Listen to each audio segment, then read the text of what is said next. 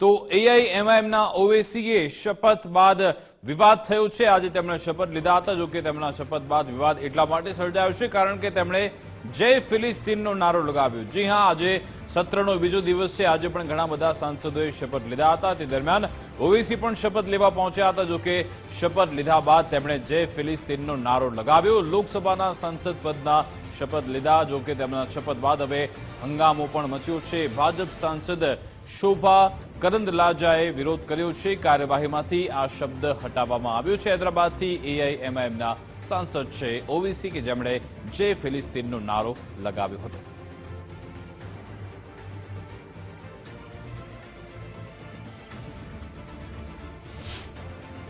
अहमदहु नुस्सल्ली अला रसूल करीम अम्मा बाद फ़ाऊज़ु बिल्लाहि मिनश शैतानिर रजीम बिस्मिल्लाहिर रहमानिर रहीम।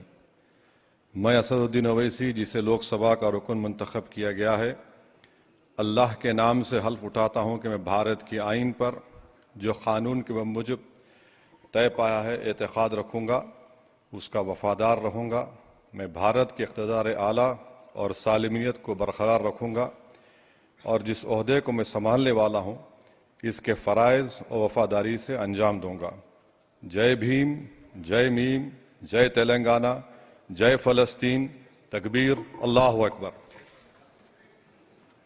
જોયો ઓવેસીનો વિડીયો કે જય ફિલિસ્તીનનો નારો લગાવ્યા બાદ અહીંયા સંસદમાં હંગામો મચ્યો। અમારી સાથે વિજય દેસાઈ લાઈવ જોડાઈ ગયા છે ન્યૂઝ રૂમથી। વિજય, આમ તો દેશ આઝાદ થયો ત્યારથી આપણા અને પેલેસ્ટાઈન સાથેના સંબંધ સુધરતા રહ્યા છે અને આપણે યુએનમાં પેલેસ્ટાઈનના સમર્થનમાં એકવાર મતદાન પણ કર્યું હતું, પરંતુ જ્યારે લોકશાહીનું મંદિર આપણે જે કહીએ છીએ સંસદની અંદર જ્યારે આપણે આપણા સાંસદો જ્યારે બંધારણના શપથ લેતા હોય છે ત્યારે શું આવા કોઈ અન્ય દેશ માટેની વાત કરી શકાય તે ચર્ચાનો વિષય છે। આખરે ભાજપે આ મુદ્દાને કઈ રીતે ઉઠાવ્યો, શું કહી રહ્યા છે સાંસદો?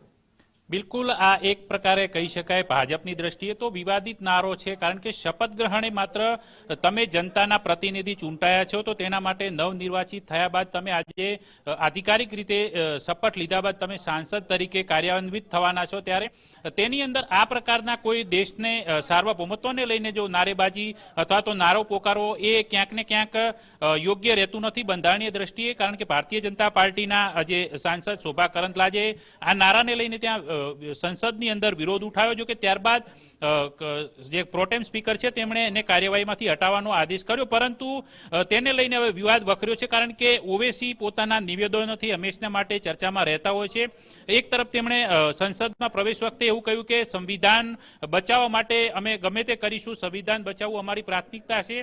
એ જ સંવિધાનની અંદર જ્યારે આ પ્રકારે તેઓ શપથ લઈ રહ્યા હતા ત્યારે કોઈ અન્ય રાષ્ટ્રનું નામ પોતાના શપથ ગ્રહણની અંદર જયકારા સાથે બોલ્યા ને તેનાથી આ વિવાદ સર્જાયો છે। જી કિશન રેડ્ડીએ, જે કેન્દ્રીય મંત્રી છે, તેમણે આ નારા અંગે પ્રતિક્રિયા આપતા એવું કહ્યું કે આ નારો સંવિધાનની દ્રષ્ટિએ યોગ્ય નથી। આ પ્રકારે કોઈ પણ રાષ્ટ્રનો નારો આપણી સંસદમાં આ રીતે ન લેવો જોઈએ, આ રીતે નામ ન લેવું જોઈએ।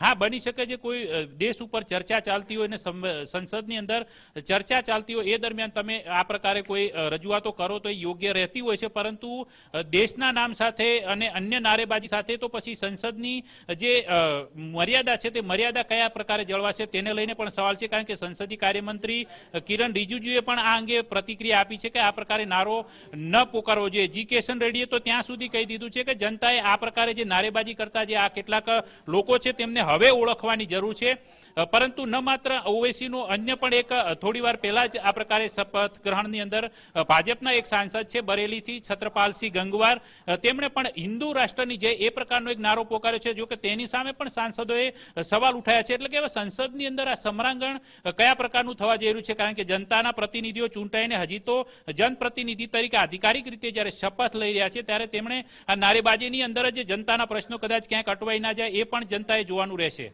વિકાસ બિલકુલ વિજય, અને જ્યારે ઓવેસીને અંગે સવાલ પૂછવામાં આવ્યો હતો, જ્યારે જી કિશન રેડ્ડીએ વિરોધ પણ કર્યો, ત્યારે ઓવેસી એમ કહ્યું છે કે મેં આમાં કોઈ બંધારણનું અપમાન નથી કર્યું, બંધારણના નિયમોનું ઉલ્લંઘન નથી કર્યું, આમાં મેં શું ખોટું કર્યું છે તેવું ઓવેસી કહી રહ્યા છે।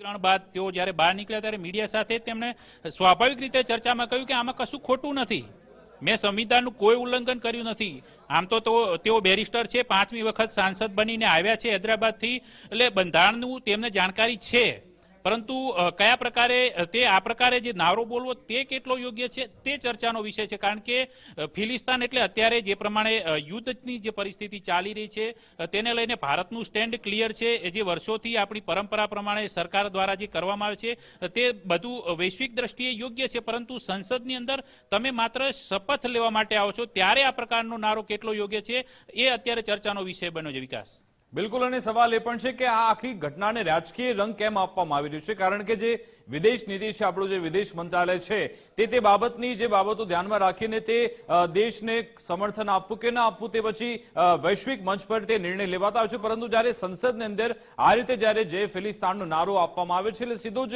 અહીંયા રાજનીતિકરણ થઈ રહ્યું છે. વિજય, બિલકુલ આ એક પ્રકારે રાજનીતિકરણ છે, કારણ કે જીઓ ગ્લોબલ પોલિટિક્સની અંદર પણ આ જે મુદ્દો યુદ્ધનો છે એ પોલિટિક્સનો જ ભાગ બની ચૂક્યું છે, કારણ કે ઇઝરાયલ ગાઝા જે વિવાદ ચાલી રહ્યો છે તેમાં વિશ્વના મોટાભાગના દેશો વહેંચાયેલા છે. દરેકની પોતાની એક વિદેશ નીતિ છે, એના આધારે જે તે દેશ પોતાનું સમર્થન કરતા હોય છે. કેટલાક મુદ્દાઓને લઈને ભારત પણ બંને દેશો તરફી પોતાનું વલણ છે તે સ્પષ્ટ કરી ચૂકેલું છે. વૈશ્વિક લેવલે ભારતની છાપ છે, એની વિદેશ નીતિ છે ઘણી મજબૂત જોવા મળી રહી છે, પરંતુ એ વિદેશ નીતિનો ભાગ છે એ જ્યારે સંસદની અંદર વ્યક્તિગત રીતે કોઈ પાર્ટીના સાંસદ પોતે સાંસદ તરીકેના જ્યારે શપથ લે છે એ દરમિયાન જ્યારે બોલે છે જય મીમ, જય ભીમ, જય ફિલિસ્તાન, જય તેલંગાણા, જયકારાના નારાઓ વચ્ચે કોઈ અન્ય રાષ્ટ્રનું નામ ઘૂસી જવું તે બંધારણીય દ્રષ્ટિએ ક્યાંક અયોગ્ય પ્રાથમિક દ્રષ્ટિએ લાગી શકે છે, પરંતુ બંધારણનું ઉલ્લંઘન છે કે કેમ તે વિશ્લેષકો આ પ્રકારે પ્રકાશ પાડી શકે છે. પરંતુ ઓવૈસી પોતે એક બેરિસ્ટર છે, વકીલ છે, એટલે તે પણ કહી રહ્યા છે કે મેં આમાં બંધારણનું કોઈ ઉલ્લંઘન કર્યું નથી, પરંતુ જો બંધારણને તેઓ જાણે છે તો સાર્વભૌમત્વ અખંડતા એ રાષ્ટ્રની પ્રાથમિકતા રહેલી છે, તો ઓવૈસીએ એ પણ વિચાર કરવો જોઈએ કે તે જે રાષ્ટ્રની અંદર જે શપથ લઈ રહ્યા છે શપથની અંદર પણ તેઓ કહી રહ્યા છે ત્યારે એ પ્રમાણેનું તેમને મર્યાદા જાળવવી જોઈએ, એ પણ એક વૈચારિક દ્રષ્ટિએ તેમને પોતે પણ વિચારવાનું રહ્યું. બિલકુલ બિલકુલ, આભાર વિજય અમારી સાથે જોડાવા બદલ. અને આમ તો 1992 થી આપણે ઇઝરાયલ સાથેના સંબંધ સારા થયા છે, પરંતુ તે પહેલા એટલે કે 1947 થી પેલેસ્ટાઇન સાથેના આપણા જે સંબંધો છે તે સારા રહ્યા છે. તેવામાં હવે ઓવૈસીએ જે સંસદની અંદર આ નિવેદન આપ્યું છે તેના કારણે હવે વૈશ્વિક પડઘા પડે તો પણ નવાઈ નહીં. આ તરફ ઓવૈસીના શપથ બાદ વિવાદ થતા હવે ઓવૈસીએ પણ ફરી નિવેદન આપ્યું છે. લોકસભામાં સાંસદ પદના શપથ લીધા બાદ ઓવૈસીએ જે નિવેદન આપ્યું તેના કારણે હંગામો મચ્યો હતો. જય ફિલિસ્તાનનો નારો લગાવ્યો. તેવામાં હવે ભાજપ સાંસદે તેનો વિરોધ કર્યો અને ત્યારબાદ હવે કાર્યવાહીમાંથી આ શબ્દ હટાવવામાં આવ્યો છે. ઓવૈસીએ એમ પણ કહ્યું છે કે મારે જે બોલવું હતું એ હું બોલી ગયો છું. સદનમાં કોઈ દેશનું નામ લેવું તે યોગ્ય નથી તેવું કિરણ રિજિજુએ કહ્યું છે. કેન્દ્રીય મંત્રી જી કિશન રેડ્ડીએ પણ નિશાન સાધ્યું, કહ્યું આ સંવિધાનના વિરુદ્ધમાં છે.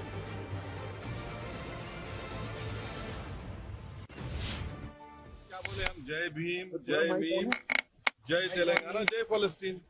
तो उन्होंने फलस्तीन पे ऑब्जेक्शन उठाया ऐसा बीजेपी कैसा खिलाफ है? कैसा खिलाफ है? कैसा खिलाफ है बताइए, बताओ कौन सा संविधान का प्रोविजन है? अच्छा, तो आप कह रहे हैं आपने अरे सबने क्या क्या कहा वो सुन लीजिए ना. जी किशन रेड्डी ने विरोध किया, वो करते हैं उनको रिकॉर्ड से हटाना चाहिए, इसको रिकॉर्ड से हटाना. छोड़िए ना, हम बोलने का बोल दिया. अब क्या मुझे अभी सदस्य ने आके बताया कि एक मेंबर ने शपथ लेने के बाद जय फिलिस्तीन का नारा लगाया, तो मैं अभी उसको रूल्स के मुताबिक जो चेयर में है उनसे बात करता हूं इसका क्या करना है, क्योंकि हम किसी देश का विरोध और किसी देश से दुश्मनी नहीं है, लेकिन भारत के सदन के अंदर किसी और देश का लेकर के जयकार करना ये मैं सही नहीं मानता हूं. नियम के मुताबिक क्या है उसका आगे उसके हिसाब से काम करेंगे. आज मजलिस पार्टी के सांसद पार्लियामेंट में वोट लेते वक्त जो जय पालस्तीन का स्लोगन दिया गया ये बिल्कुल गलत है, और भारत में रहकर भारत के संविधान में भारत माता को जय नहीं बोलते, मगर पालस्तीना को जय बोलना ये आम जनता से मैं अनुरोध करता हूँ. ये ऐसे लोग कैसे कैसे आज देश में कॉन्स्टिट्यूशन के नाम पर एंटी कॉन्स्टिट्यूशनल का काम कर रहे हैं.